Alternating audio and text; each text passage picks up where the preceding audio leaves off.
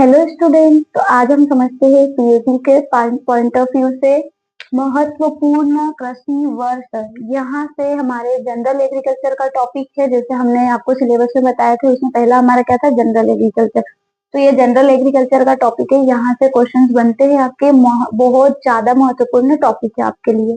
ठीक है, जैसे कि हमारा क्या महत्वपूर्ण कृषि वर्ष और अंतरराष्ट्रीय चावल वर्ष हुआ, अंतरराष्ट्रीय जल वर्ष, ये सब कराता कौन है कि अगर अंतरराष्ट्रीय चावल वर्ष घोषित किया, किस लिए किया, क्यों किया, करवाता कौन है इसे? तो क्या है, हमारे यहाँ पे एक ऑर्गेनाइजेशन है जैसे है FAO।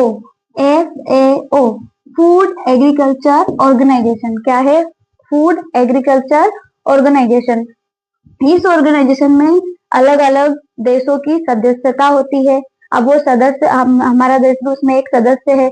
अब ये फूड एग्रीकल्चर ऑर्गेनाइजेशन में हमारे देश की सदस्यता है, वैसे ही दूसरे देशों की सदस्यता होती है। अब अगर अलग अलग क्या होती है, हमें समिट होती है और संगठन बनाए जाते हैं और बैठकें होती है।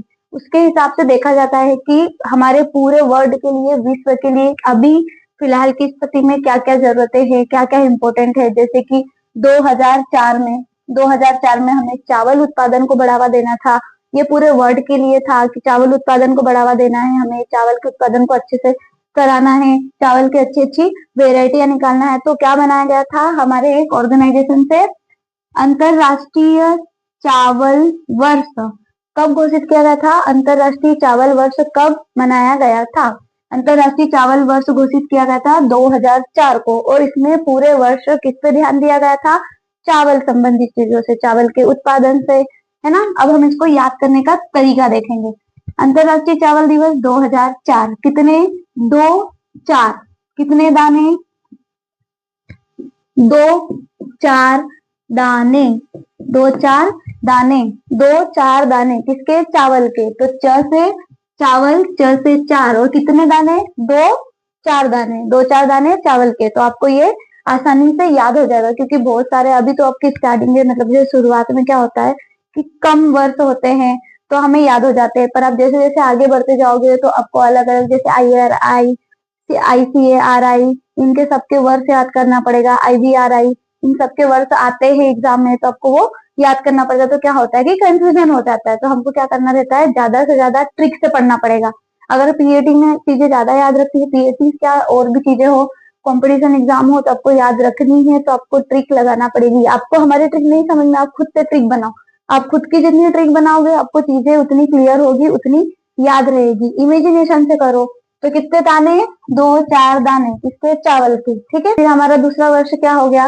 अंतरराष्ट्रीय जल वर्ष। अंतरराष्ट्रीय जल वर्ष, अब ये इसकी भी सबमिट हुई, संगठन बना, बैठक हुई। बैठक में क्या डिसाइड किया गया कि अब हमें क्या करना है, साफ स्वच्छ जो फ्रेश वाटर कहते हैं, अब उसे कैसे बचाना है हमें। क्यों? क्योंकि हम ज्यादा से ज्यादा पोल्यूशन हो रहा है, जल का क्या हो रहा है, जल पॉल्यूटेट हो रहा है। और उसी को हमें जल प्रदूषण को रोकने के लिए, या जल, अच्छा जल का, सुरक्षित जल के लिए हमने कौन सा वर्ष घोषित किया? अंतरराष्ट्रीय जल वर्ष, है ना। कब था? 2007। तो क्या है इसका ट्रिक, क्या बन जाएगी? चल दो साथ साथ, कहाँ पे? नहाने, है ना। कहाँ पे? नहाने। तो नहाते कहाँ पे? जल में, पानी में। तो आपको जैसे ही जल याद आएगा या पानी याद आएगा या सात दिखेगा, कभी कभी क्या होता है एग्जाम में 2007 दे देंगे तो आपको पूछेंगे कि कौन सा वर्ष घोषित किया गया था, तो कौन सा? अगर 2 7, क्या देना है? 2 7 किसमें? नहाने में। साथ देना है आपको नहाने में, तो कौन सा वर्ष हो गया? अंतरराष्ट्रीय जल वर्ष। अच्छा, अब अंतरराष्ट्रीय जल वर्ष, तो उस वर्ष को 2007 को घोषित कर दिया गया। अब इसके लिए एक, जल के लिए अंतरराष्ट्रीय जल वर्ष को अंतरराष्ट्रीय जल दिवस के रूप में हम मनाते हैं। कब मनाते हैं? 22 मार्च। ये एक्स्ट्रा पॉइंट है, ये एक्स्ट्रा पॉइंट है आपके लिए जो IMP है। ठीक है, तो 22 मार्च को हम क्या सेलिब्रेट करते हैं? अंतरराष्ट्रीय जल दिवस। फिर तीसरा क्या है? अंतरराष्ट्रीय आलू वर्ष। अंतरराष्ट्रीय आलू वर्ष, आलू के उत्पादन के लिए इस वर्ष को घोषित किया गया था। देखा गया, सबमिट बैठी, फिर उसके बाद पता चला कि हमें किसका उत्पादन करना चाहिए, क्योंकि आलू क्या होता है? कार्बोहाइड्रेट रिच होता है। और अब जैसे कि अब हमारे पास धान्य की, मतलब धान्य की कमी हो गई, गेहूं उत्पादन में कमी आ रही है, धान उत्पादन में कमी आ रही है, तो हम क्या करेंगे? आलू उत्पादन करेंगे। अब आलू उत्पादन करेंगे। अब आलू को दुनिया की दूसरी रोटी कहा जाता है, जैसे आयरलैंड वगैरह में अकाल आया था, है ना। तो क्या हुआ था, आलू उत्पादन को, मतलब आलू को दुनिया की दूसरी रोटी कहा जाता है। इसीलिए हमने दूसरा ध्यान किस पे दिया कि हमें किसको बढ़ावा देना है, ज्यादा से ज्यादा आलू उत्पादन को बढ़ावा देना है। तो आलू वर्ष कब घोषित किया गया था, 2008। अच्छा, अब इसको याद रखने का तरीका क्या होता है, आलू कैसे होते हैं, गोल गोल, है ना, गोल गोल आलू। आलू 8 क्या है, आलू 8, तो आपको याद हो जाएगा इससे 2008 आलू दिवस। आ से आलू, आ से 8 कैसे होते हैं, दो गोले लगाना है अपन को, कितने आलू, 2 आलू, तो कितने हो गए 2008। अब इसके लिए भी हमने आलू दिवस मनाया गया था। आलू दिवस, मैंने क्या कहा आपको, दुनिया की दूसरी रोटी, मतलब कि आलू हमारे लिए बहुत इंपॉर्टेंट है। यहाँ हमारे हमारे इंडिया में तो फिर भी ठीक है, पर जैसे अदर कंट्री है, यूएसए वगैरह हो गया, वहां पे आलू से, वैसे कि आलू के बाई प्रोडक्ट जैसे चिप्स वगैरह हम खाते हैं, तो आलू उत्पादन पर बहुत ज्यादा ध्यान देना जरूरी था। तो आलू बहुत ज्यादा इंपॉर्टेंट है, इसीलिए क्या घोषित कर दिया, आलू दिवस। आलू दिवस कब मनाया जाता है, 30 मई को। 30 मई को क्या मनाया जाता है, आलू दिवस। देखो इसमें भी गोला है, गोल गोल आलू। 30 मई को मनाया जाता है आलू दिवस। दो, कितने, दो गोले लगाना है आलू के, 2008, 8 से आलू, और से 8, 2008 में वर्ष, अंतरराष्ट्रीय आलू वर्ष घोषित किया गया। तीसरा है हमारा अंतरराष्ट्रीय रेशा वर्ष। अंतरराष्ट्रीय रेशा वर्ष कब घोषित किया गया, 2009। अच्छा, हमने चावल उत्पादन कर लिया, हमने क्या कर लिया, आलू उत्पादन कर लिया, जल को भी संरक्षित कर लिया, है ना, दोनों तीनों चीजें हो गई। अब क्या है कि हमें रेशे पे भी तो ध्यान देना पड़ेगा, कपड़ा किससे बनेगा, तो कपड़े के लिए कब किया गया, 2009 में। 2009 को कैसे घोषित किया गया, अंतरराष्ट्रीय रेशा वर्ष। रेशा मतलब कपास का रेशा, पटसन का रेशा, पटसन जानते हो, जूट, है ना, इनका रेशे को तो रेशा दिवस मनाया गया। अच्छा, आप मेरे को ये बताओ, रेशमी साड़ी, इसकी ट्रिक होती है, रेशमी साड़ी कौन पहनती है, नवविवाहित। नवविवाहित, तो क्या पहनेगी, रेशमी साड़ी कौन पहनेगी, नवविवाहित। नवविवाहित मतलब जानते हो, नई दुल्हन। तो नई दुल्हन क्या पहन के आई है, रेशमी साड़ी। रेशमी साड़ी, नवविवाहित। तो जहां आप देखोगे 2009, तो अगर रेशे से संबंधित आ रहा है तो रेशा वर्ष। नवविवाहित क्या पहनी है, रेशमी साड़ी। तो 2009 को क्या घोषित किया गया, रेशा वर्ष। जैसे अंतरराष्ट्रीय जैव विविधता वर्ष, अंतरराष्ट्रीय जैव विविधता वर्ष। Biodiversity, international biodiversity year. Biodiversity क्या होती है, अलग अलग विभिन्नताएं, जैसे कि अलग अलग जगह की अलग अलग क्लाइमेट के कारण, अपनी वातावरण के कारण अलग अलग वनस्पति होती है। वैसे ही जैसे कि हमारे, आप यहाँ पे देखोगे मरुस्थली एरिया में क्या होता है, मरुस्थली नागफनी, जिसको कैक्टस बोला जाता है। ड्रैगन फ्रूट अभी बहुत चल रहा है, ड्रैगन फ्रूट तो आप सबने देखा होगा। तो ड्रैगन फ्रूट भी एक टाइप का क्या होता है, कैक्टस होता है। तो क्या होता है कि वो वहां की क्या है, एक स्पेशल डाइवर्सिफाई, या बोल सकते हैं जैव विविधता है, वहां की जैव विविधता है। यहाँ पे क्या, अपने मौसम अनुसार, वातावरण के अनुसार अलग अलग जगह की अलग अलग वनस्पति होती है। हमें उनको, उनके लिए उनको बचा के रखना है, कहीं वो विलुप्त ना हो जाए। तो इसके लिए जैव विविधता, और जैव विविधता बहुत इंपॉर्टेंट होती है हमारे पर्यावरण के लिए, हमारे पर्यावरण के लिए बहुत ज्यादा इंपॉर्टेंट होती है जैव विविधता। तो ये जैव विविधता वर्ष कब मना गया, 2010 में। 2010 जैव विविधता में कब मनाया गया, 2010 को। और इसे जैव विविधता, हम अंतरराष्ट्रीय जैव विविधता वर्ष को दिवस के रूप में सेलिब्रेट करते हैं। मैंने क्या बोला आपको कि ये बहुत ज्यादा इंपॉर्टेंट है, हमें हमारे यहाँ की जो जैव विविधता चीजें हैं, वनस्पतियां हैं, उनको संभाल के रखना चाहिए। तो 2010 में वर्ष घोषित किया गया। और क्या, 22 मई को अंतरराष्ट्रीय जैव विविधता दिवस कब मनाया जाता है, 22 मई को। आप याद रखना, जैसे कि 22 मई को क्या मना लिया हमने, जैव विविधता दिवस। 30 मई को वहीं पे क्या कर लेंगे, आलू। तो आलू भी तो जैव विविधता से संबंधित हो सकता है ना, ट्रिक, क्योंकि ज्यादा लॉजिक नहीं लगाना हमें, ट्रिक।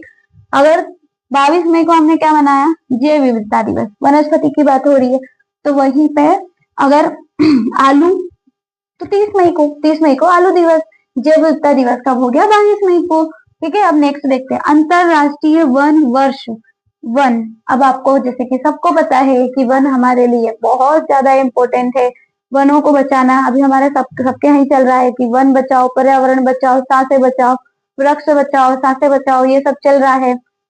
जैसे जल जीवन होता है तो हमारी सांसों के लिए क्या इंपॉर्टेंट होता है, वन, वृक्ष। अगर डिफोरेस्टेशन होगा, अगर डिफोरेस्टेशन ज्यादा होगा तो पोल्यूशन ज्यादा फैलेगा, कार्बन डाइऑक्साइड की मात्रा ज्यादा। अब इसको ऑक्सीजन में परिवर्तित कौन करेगा, उसके लिए तो हमें वृक्ष चाहिए ना। तो हमें क्या करना है, उस पर ध्यान कब दिया, 2011 में। तो वन बचाने के लिए अंतरराष्ट्रीय वन दिवस कब मनाया जाता है, अंतरराष्ट्रीय वन वर्ष कब घोषित किया गया था, 2011 में। अब इसमें क्या हुआ कि पूरे जितने भी एफओ संगठन में जो एफओ संगठन वाले जो है ना, उसमें क्या हुआ था कि इन लोगों ने सभी अपने अपने देशों में, अपनी अपनी कंट्री में वनों को संरक्षित करना है, वनों को कटाई से, डिफोरेस्टेशन से रोकना है। 2011।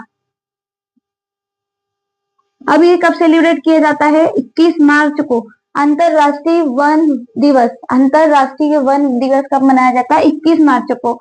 तो वन कब मना लिया हमने, 21 मार्च को। जंगल तो बचा लिया, जल जंगल जमीन बोलते हैं ना, जल जंगल जमीन। तो हमने जंगल कब बचाए, 21 मार्च को। अब जंगल तो बचा लिए, पानी भी तो बचाना है, तो 22 मार्च को क्या कर लिया, पानी बचा लिया। तो जल जंगल जमीन, क्या हो गया, जंगल जंगल और जल, तो जल भी बचा लिया हमने, जमीन के साथ क्या वृक्ष भी बचाए, वन भी बचा लिए।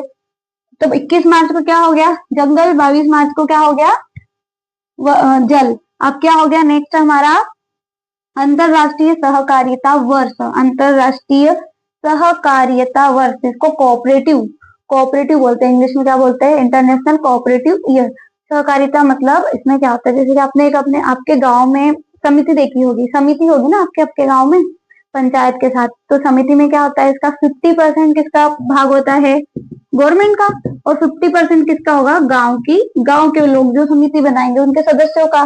तो वैसे ही क्या होता है, सहकारिता मतलब साथ में, ठीक है। तो सहकारिता कितने लोगों का ग्रुप बना लिया हमने, सहकारी कितनों के, एक दो, कितने, एक दो लोगों का, कितने, एक दो लोगों। तो एक दो क्या हो गए, 12, एक दो क्या हो गए, 12। तो एक दो लोगों का ग्रुप बनाया किसके लिए, सहकारिता के लिए। तो अंतरराष्ट्रीय सहकारिता वर्ष कब घोषित किया गया, 2012 में। फिर उसके बाद क्या आया, अंतरराष्ट्रीय पारिवारिक खेती। अच्छा, अंतरराष्ट्रीय पारिवारिक खेती। अब क्या हुआ, धीरे धीरे क्या होगा कि जैसे समय आगे बढ़ रहा है, हमारा खेती में इन्वॉल्वमेंट, कृषि में इन्वॉल्वमेंट कम हो रहा है।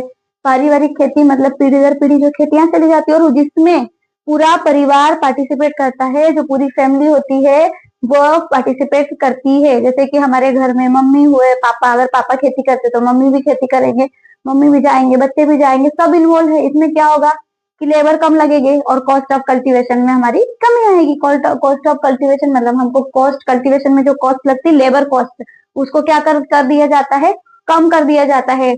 तो जो पारिवारिक से क्या संबंधित है, पारिवारिक मतलब कि पूरे परिवार के साथ जो खेती करी जाती है। तो क्या अंतरराष्ट्रीय पारिवारिक खेती 2014 में अंतरराष्ट्रीय पारिवारिक खेती दिवस वर्ष को घोषित किया गया था। किसके साथ, कितने लोगों को, एक, चार, सब चार सब चलो साथ में, ठीक है। फिर क्या हो गया, अंतरराष्ट्रीय मृदा वर्ष। अंतरराष्ट्रीय मृदा वर्ष ये वेरी मोस्ट इंपोर्टेंट है।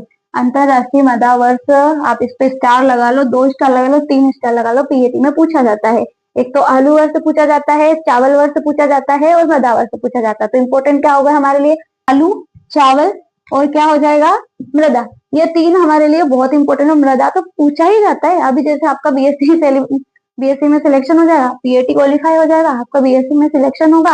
अब जैसे ही बीएससी में सिलेक्शन होगा ना, ठीक है, होता है आपको आपकी कॉलेजेस ना बहुत अच्छे से सेलिब्रेट किया जाता है। क्या सेलिब्रेट किया जाता है, मृदा दिवस। मृदा दिवस, सॉइल डे, जैसे हम सब लोग स्टेटस डालते हैं, क्या डालते हैं, सॉइल डे, है ना। तो मृदा दिवस कब घोषित किया था, मृदा वर्ष 2015 में, अभी की बात है 2015 में। इसमें क्या करना है, हमें मृदा को, हमारी मृदा को सुरक्षित रखना है, हमारी मृदा को शरण से बचाना है। शरण मतलब जैसे कि हम मृदा का कटाव, है ना, डिफोरेस्टेशन होगा। डिफोरेस्टेशन मतलब कि वन कटेंगे तो क्या होगा, जो वनों की जड़ों से जो मृदा को पकड़ा रहता है, वो मृदा बहने से, पानी के बहाव में बहकर एक खेत से दूसरे खेत चली जाती है, एक जगह से दूसरी जगह। तो क्या होगा, मृदा का स्थानांतरण। स्थानांतरण मतलब मृदा का कटाव हो गया, हमारी मृदा का क्या हो गया, कटाव, मृदा शरण हो गया, है ना। तो उसको रोकने के लिए क्या हुआ था, कौन सा वर्ष घोषित किया गया था? 2015। 2015 में क्या हो गया था?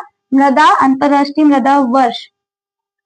अब ये सेलिब्रेट कब किया जाता है? अंतरराष्ट्रीय मृदा दिवस कब मनाया जाता है हमारा? 5 दिसंबर को।